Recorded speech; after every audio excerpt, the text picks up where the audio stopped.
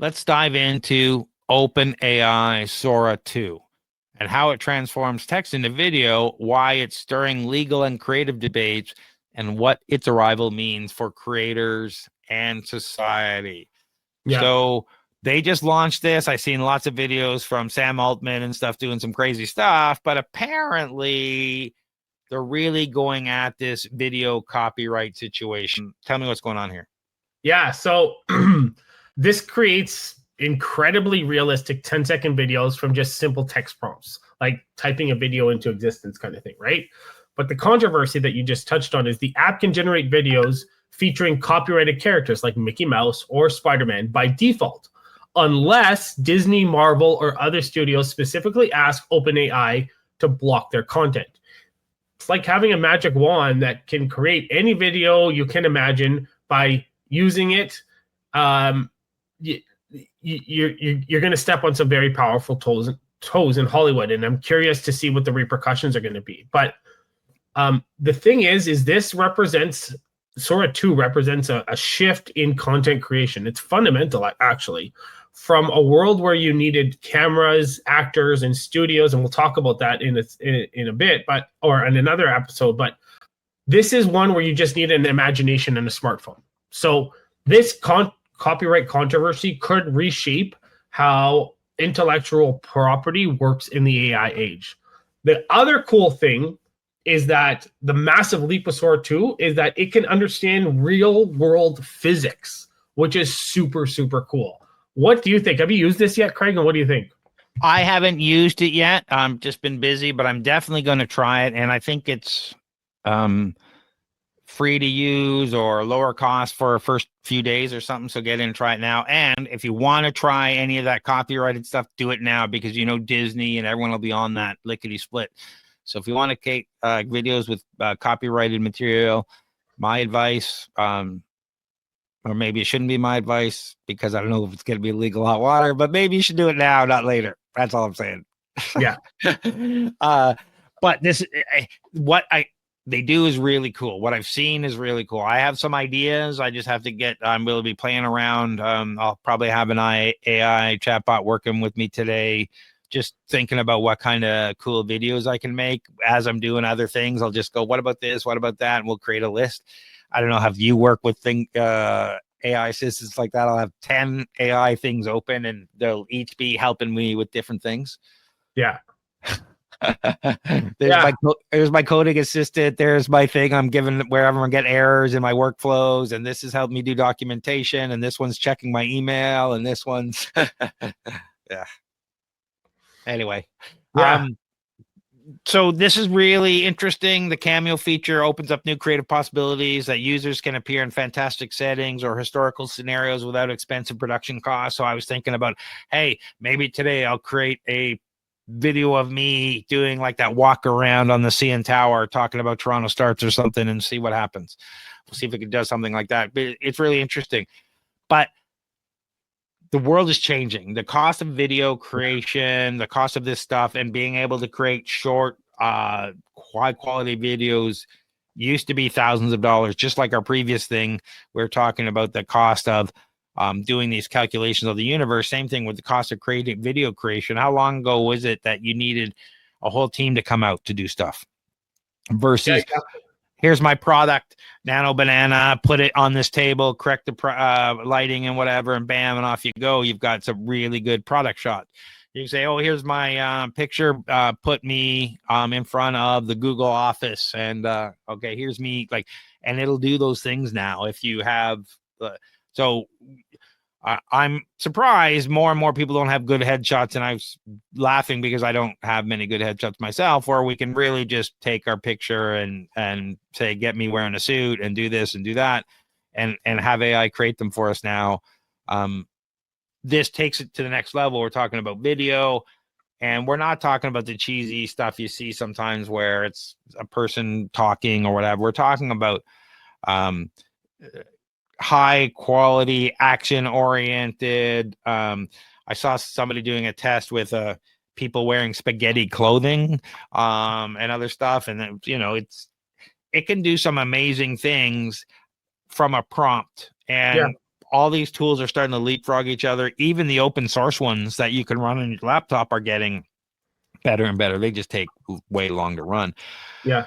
What have your experiences been? Have you used other video creating tools? How do you think this compares to VO3, for example?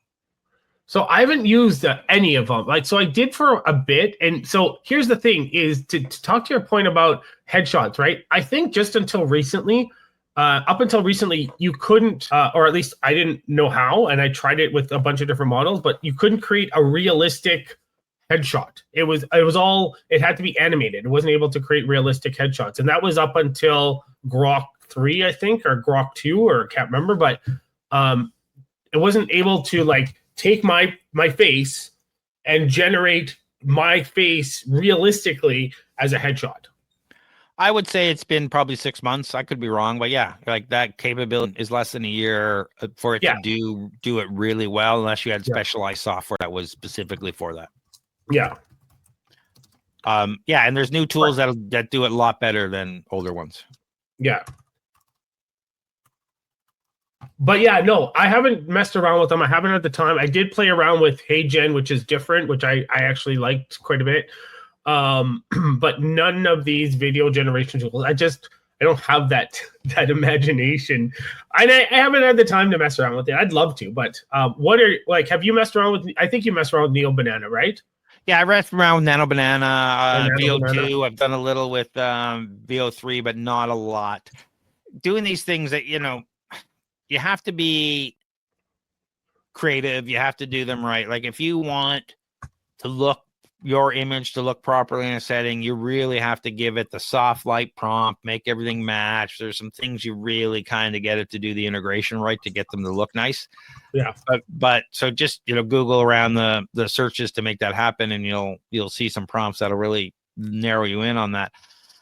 But from a video perspective, they are getting better, and I will try this, but it goes back to, you really need to have a creative instinct. You can detail some really good stuff. And then because they usually only generate 10 or 20 seconds, you've got to then stitch a bunch of things together.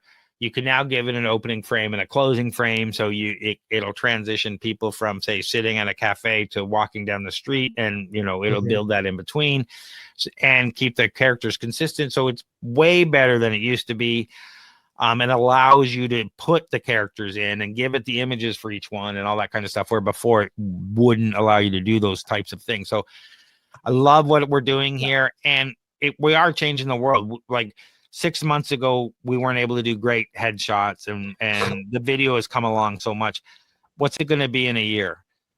Starting to, we're seeing trailers, and we're seeing actual movies, and I'm watching more and more of AI created videos online, specifically not the typical ones you've seen, but the one I like right now recently is like, there's a stormtrooper blog, a vlog, where these two stormtroopers are out doing stuff, and they're like 10-second clips of them videoing what's going on and what have you, and it all put together, and it looks really good, and they do a really good job. But the problem with that, it takes a lot of work. If you want to put all those, every video is not going to be usable. You have to throw half of them out. Then you got to stitch them together. Then you got to make sure the music it's a lot of work, and you and I don't have the time for that. But if you're a video person, because it's so much easier than it used to be, it's not a lot of work for you, because you have the tools, you have the stuff to mash this stuff together, and away you go.